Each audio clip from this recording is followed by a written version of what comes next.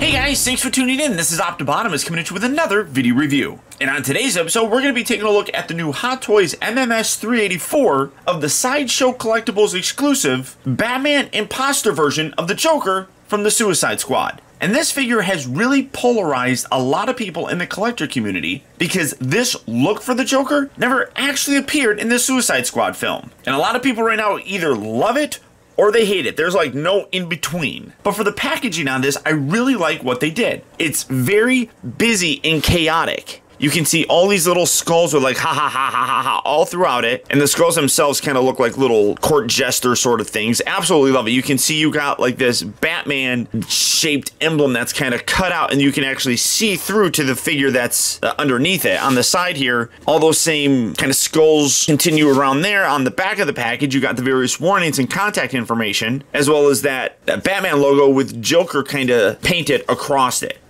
And then when you lift up the slip sleeve cover, you have different kind of graffiti thrown on here with like his mouth. You got that skull, you got some knives, as well as like the ha ha ha written throughout it. And then of course you have the cast and crew responsible for making the figure.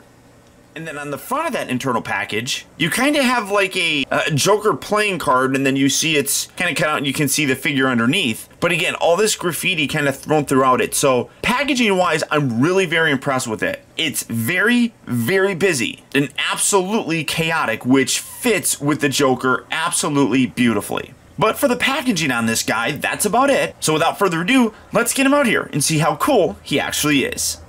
Alright guys, so here we have the Joker in his Batman Imposter look opened up and out of its packaging. And what you're basically seeing is essentially just a repaint of the previous released Batman vs. Superman Batman figure. The body is the exact same. The only things that really change are the color, the actual cape, and then we do have a different mouth plate right there. And honestly, it doesn't really look all that bad. In terms of the detail that they put into the figure itself, it's really quite nice. As I said though, it is a very polarizing kind of figure. You either love it or you hate it. We never got this in the movie, so it leads to a lot of speculation of, was this a scene that was cut? Is this how the Joker looked when Robin was killed that we kind of saw hinted at in the Batman vs. Superman movie? There's a lot of speculation out there, but just taking a look at the figure and the work that Hot Toys has done on him, I'm actually really impressed with how this figure turned out. Now coming in to take a closer look at the accessories, much like the actual figure is essentially just a repaint, a lot of the accessories are also like that. You do get a couple extra things though that are different from the original Batman release. So in addition to the two fisted hands that are currently on him, he also comes with a right and left hand that is designed to actually hold his grapple gun, which I'll show off here. But you can see repainted with this green kind of actual material. You got the little gold bits right here on his knuckles, and then you can see you got like blood that's kind of splattered on it, or maybe it's just paint. I don't know exactly. You also do get a right hand that is designed to hold his batarangs, which I'll show that off here. But again, you got that paint splatter or blood splatter. I don't know if it's actually blood, to be totally honest. I wouldn't be surprised if it was just paint, kind of like the graffiti and stuff, but you do have a hand that's for that, and then you do get a right and left hand here that is just kind of an open gesturing hand, but you can see that the paint detail is pretty much consistent throughout the entire thing, where like the right hand has more of this paint or blood than the left hand does, but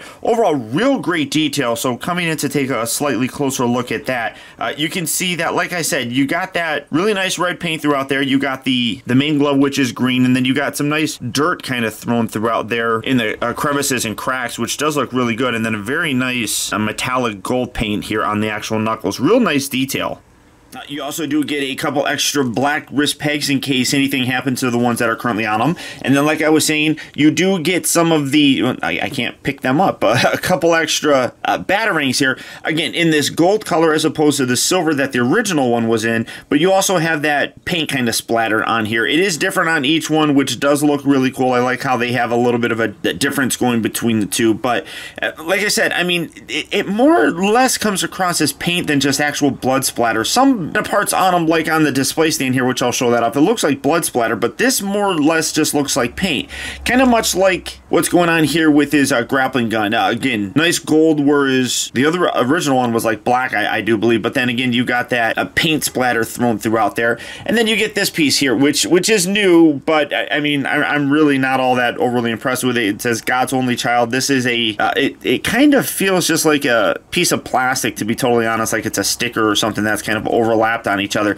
And then you got the little hole right here that you can peg that right on the inside there, and you can have him hold that. But I mean, the paint detail is really very, very nice on it. I mean, I'm really kind of blown away by how it does look like it's just kind of splattered on there. They did a really good job of kind of replicating just a messy paint detail. And then the gold color that they used here for the rest of the gun actually looks really nice, as you can see, because it does have a really nice kind of reflective surface to it.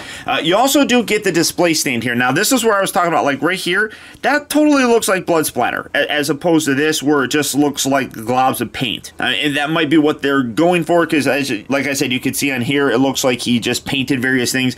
He might have just leftover paint on there, and you got that on the suit as well, but that specifically does look like blood splatter. But I do really like the display stand. You can see you got the nice Suicide Squad logo there, the Joker, that Batman Imposter version. You got the crosshairs thing right here. Overall, good texture and detail here on the stand section. Then you got the adjustable cradle right there. So really nice. I would imagine that this is the new display stand that's going to be coming with other Suicide Squad figures. That's a pretty small base, which I do like. It doesn't take up a lot of space or anything. And then when you see here on the left, you got another really large display thing. Now, they're using this in a couple other figures. This is the first one that I've gotten that come with it. But you got like this little cardboard sort of thing that you just piece together, and it's a backdrop. Which is cool. I think that looks neat. I wish it was a little bit bigger. And they've done this before with some of their like DX figures and stuff. So it's kind of nice to see that they're going back to this. But you can see real good detail, very similar to the actual package with like drawn graffiti and images of the Joker's mouth, his skull. I mean, all that kind of stuff. You got damage, which is like tattooed on his forehead. But you can see like this is just cardboard, and it just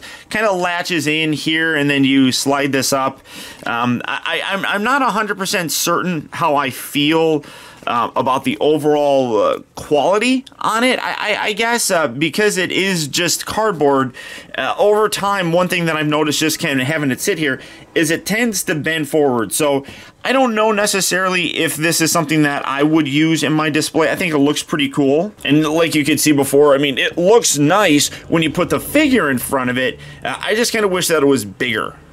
Now coming in to take a closer look at the figure, as you can see, it is basically just a repaint of that Batman. The biggest difference is right here. If you remember in that original Batman, you could swap out the Ben Affleck face with different expressions. You could also do it with his eyes, but that's what they basically changed here on this figure primarily. They gave a Jared Leto sort of sculpt here, which does look really very cool. One thing that I'll say though is, because he's obviously a much skinnier guy, these pieces here on the side kind of flare out a little bit more than they did when you had Batman kind of in there. It's just because the face here is a little bit more narrow, so it doesn't fill in those gaps there. The eyes, I think, are the exact same that came with Batman. One thing that they actually do talk about is you can take this head off, you can pop the mouth out, you can swap out the eyes, and even the instructions show you how to swap out the eyes that came with the other Batman. Now, unfortunately, you don't get those extra eyes with this figure, so you're left kind of using those eyes if you want to change the eye expression on this Joker. Which, that does kind of bother me. I think if you're going to put that in the instructions, you should probably include those. That's definitely a missed aspect that Hot Toys, I think, fell short on. But the rest of the figure, just in terms of the look, I mean, I really like the suit just by itself. But the detail that they put in here is really quite nice. Obviously, you can see that the cowl is in this green color. You got like a little star. You have the card symbols, like the diamonds, hearts, clubs, spades, right going down there along the side. On the top there, it actually does say damaged. If it'll focus, you can see that. You got a little J right there. Come to the back, and you can see you got all in with a little heart right up there. You have his big open grin on the back section.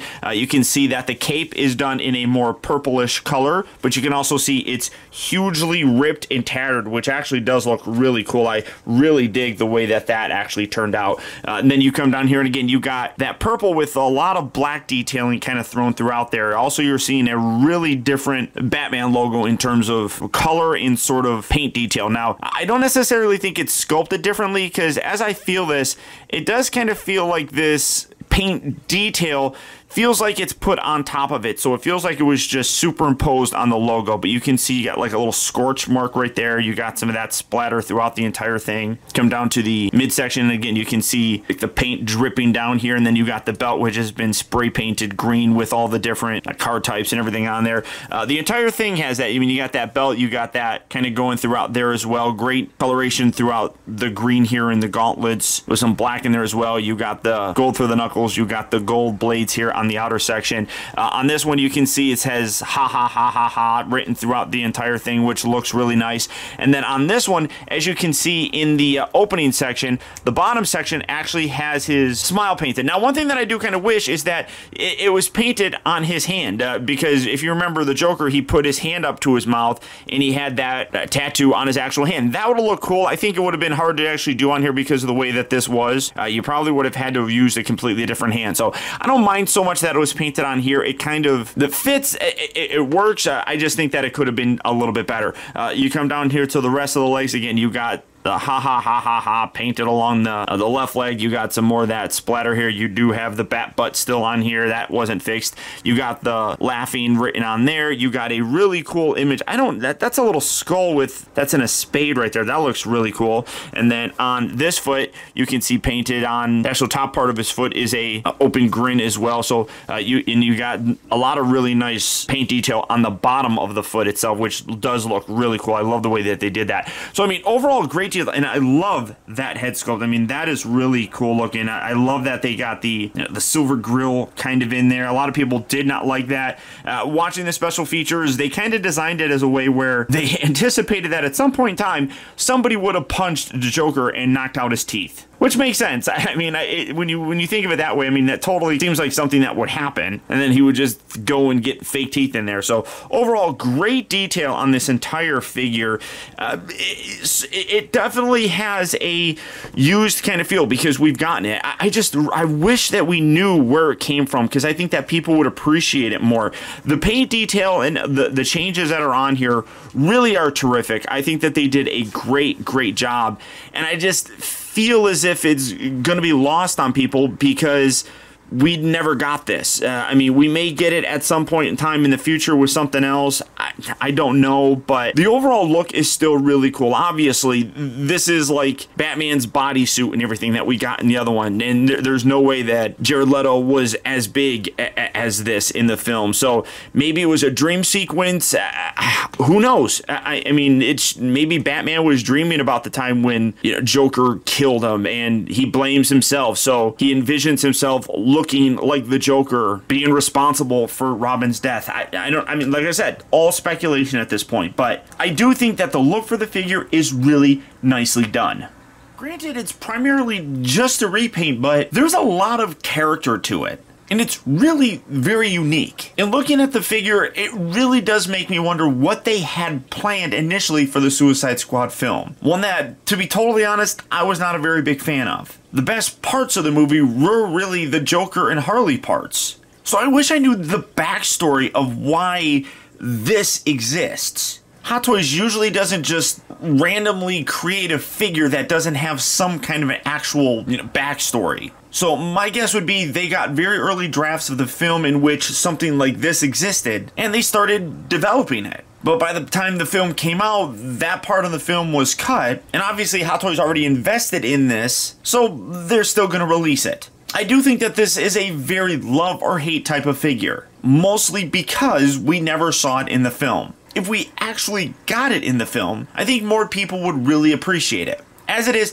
this, for some reason, just seems like the type of figure that's going to kind of exist in obscurity, and then a few years down the line is going to be hard to come by, and thus, actually maybe more of a valuable figure to have. I suppose only time will tell, but right now, if this is a figure that you'd like to add to your collection, it is available right now at Sideshow Collectibles. Here in North America, it is exclusive to Sideshow, so the only way that you're going to be able to get it is through them. So to pick them up, all you have to do is click on the link down in the video description. You'll go to Sideshow where you can check out availability on this guy, as well as the rest of their Hot Toys 1/6 scale figures. But beyond that, guys, that's about it. So once again, I want to thank you for tuning in. This has been Optibotimus. Don't forget that if you like this video, to please like and share it. It goes a long way towards helping me out. Also, be sure to subscribe in case you haven't already subscribed. That way you get instant email notifications whenever I upload a new video, and you never miss out on a future review of mine. Or if you're already subscribed, be sure to click on that little bell on my homepage and double check your settings to make sure that they're set to get those email notifications. And as always, until next time, be excellent to each other.